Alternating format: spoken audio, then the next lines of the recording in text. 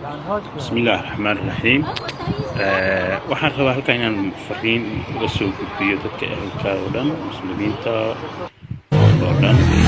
iyo Soomaaliya garanaysa. waxaan rabaa iyo ehelada gaarka ah oo leeyahay waxaan rabaa inaan halkan ku soo gudbiyo fariin ku saabsan muxuu ahaay xanuunkan la leeyahay coronavirus ka loo bixiyay oo adduunka sida maaragtay dhaqsaha badan ugu fidaya oo wadamadii maaragtay lahaa nidaamyada caafimaad oo sareeya ay dadkoodii tarabta ugu dhimanayaan arrin ku saabsan baan rabaa in ay idin soo gudbiyo muxuu ahaay oo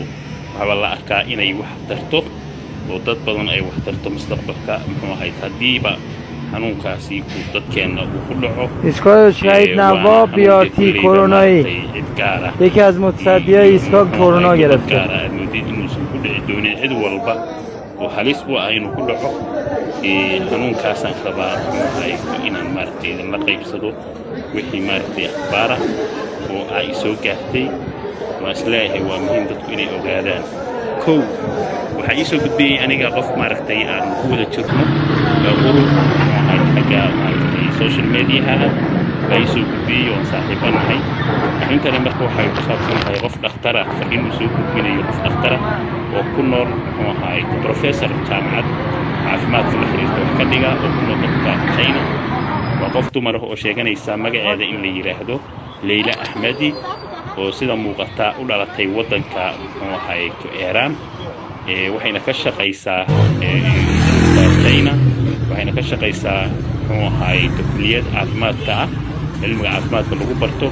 oo la dhaho Sanjan University waxay leedahay xanuunka coronavirus-ka la yiraahdo oo degdeg ambulance si ah waxa weeyaa waxa cad inuu dhaqso ku soo gaari doono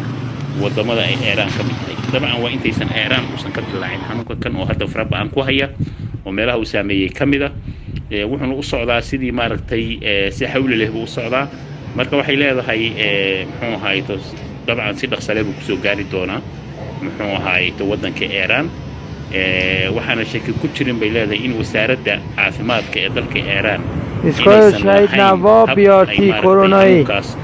یکی از متصدیای ایستگاه کرونا گرفته oo maaragtay ay xanuunkaas ku hubiso dhibaatadiisa iyo wixiisa inta sidii looga hortagi lahaa marka hore waa in la ogaadaa laasim oo baaritaan lagu ogaadaa iyo qalab min aqoon iyo qalab min uma haysata bay leedahay marka waxaan ku talinayaa bay leedahay mar haddii xaaladdu saas u adag tahay waxaan ku talinayaa in uu ahaay waxaan ku talinayaa bay leedahay in la isticmaalo muxuu ahayd vitamin C-ga in aad loo isticmaalo natural vitamin C in aad loo isticmaalaan ku talinayaa kaas si marka qofku uu xoojiyo awoodda difaaca ee jirkiisa uu leeyahay vitamin C-gaas baa aad u difaacaya bay leedahay oo uu xoojinaya waxayna ku talinaysaa in dadku ay u dhugma lahaadaan siday u isticmaalayeen isticmaalkii hore ka badan vitamin C-ga waxay leedahay hawlwalinina vitamin C-gu wax badan buu maaragtay baabi'inayaa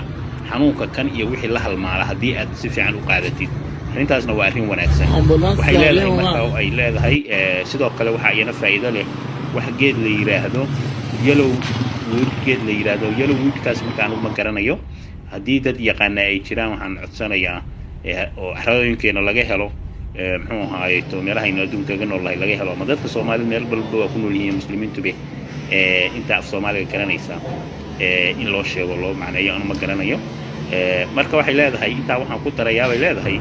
aniga iyo ایستگاه شهید نواب بیاتی کرونایی یکی از متصدیای ایستگاه کرونا گرفته maadaama aan China ku noolahay iyo meelaha hadda xanuunku aad u fidayo waxaan leeyahay marka halkaa ka welwelinina aadna u isticmaala vitamin C-ga virus waxay leedahay hadda looma hayo viruska kan coronavirus loo bixiyay muxuu ahaay looma hayo talaal looma hayana daweyn marka labadaas markood waa laba arrimood oo khatar ah marka nasiib darro waxa ah bay leedahay in xanuunka kan uu isku bedelayo oo maaragtay uusan meel ku sii nagaanayna hadba uu qaabi cusub u yeelanayo sidoo kale waxay leedahay xanuunka kani waxaa dhalinaya oo marka hore ka dhashay la leeyahay muxuu ahaayeeto in qofka habdhiska jirka bini aadanka jiinkiisa ama habdhiskiisa inuu wax ka yimid muxuu ahaayeeto masas iyo fiidmeero la falgalay inuu ka yimid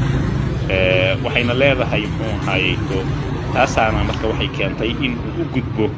naasleyda xayawaanka la yiraahdo bini aadanka uu ka mid yahay aan u soo noqdo marka fariinta gabadhu soo gudbinayso waxay leedahay waa muhiim akhbaarta tani in dadka ay gaarto muxuu ahaayeeto ay soo gaarto professor qof ah oo la yiraahdo Jean Horin oo ka ah muxuu ahaayeeto madax ka ah isbitaalka Beijing ku yaala ee militariga wuxuu leeyahay haddii aad maalintii maaragtay liinta aad intaad jarjartid 3 jab ka dhigtid galaas aad ku ridid biyo kulul aad kula shubtid markaa kadib kula naqastid ایستگاه شهید نواب بیارتی کرونایی یکی از متصدیای ایستگاه کرونا گرفته waxay leedahay marka wuxuu leeyahay ninka kana say laftigiisu fariinta tani waa muhiim biyahaas kulul iyo liinta isku jirta waxay dilayaan kansarka unugyada kansarka ee jirka soo gelaya iyo dilayaan liintuna muxuu ahayto arrimahaas ay caan ku tahay biyaha kulul baad ku shubaysaa marka la ku celiyo baashii waa jarjartay waad ku walaaqaysaa baadna waa u kaadinaysaa kadibna waad cabaysaa maalin walbana waad cabaysaa soomaalida garan qof kasta oo faamiligaaga ka midana waa inaad siisaa maalin walba in xabad liina oo sad inta la jarjaray biyo kulul lagu daray inaad absiisid baa la rabaa intaas ayaa muhiimaddu hadalku uu yahay waxa kaloo dhan maaragtay waa iska adkayn weeye waxay qofka la taliyeen meesha marka waxaan leeyahay muxuu ahaay geeladoo dhan iyo ciddii hadda warkaas danaynaysa xabsidaas waa soo xoogaysanaysaa meel uu madnuuc ka yahayna xanuunka kani ma jirto marka in dawada iyo caafimaadka arrimaha la xiriirana inuu aad u hooseeyo meelahaynu u badannahay ama dalkeenna waa ognahay ama aan waxbaba ka jirin la oran karo marka arrintaas talada hal la qaataa la oran lahaa wuxuu leeyahay marka haddaan ku sii daro muxuu ahaayeeto biyaha liindhanaanta waxay iyana laftigeeda ay wax ka taraysaa oo ay maaragtay caadi ka dhigaysaa muxuu ahaayeeto waxaa la yidhaha hypertensionka ama muxuu ahaayeeto dhiigkarka caadi bay ka dhigaysaa ایستگاه شهید نواب بیارتی کرونایی یکی از متصدیای ایستگاه کرونا گرفته caafimaad qabaan bay ilaalinaysaa waxay maaragtay sidoo kale ay caadi ka dhigaysaa wareegga dhiigga waxayna yaraynaysaa dhiiggu inuu xinjiroobo intaasna faa'iido kale oo ay sii leedahay weeye ka sokow coronaviruska ka sokow marka waxaan leeyahay arrintaas yaan la dhayalsanin qofba qofka kale ha u gudbiyo sidaasna maaragtay ila wax kaloo hadda aynu ilaahay baryadiisa maahaane wax kaloo hadda aynugu hadda aynu helaynaa oo arrintaa lagula dagaali karo ama lagaga hortegi karo ma jirto markaas arrintaas adkaynaya aad baan idiin salaamayaa assalaamu calaykum waraxmatullaahi wabarakaatu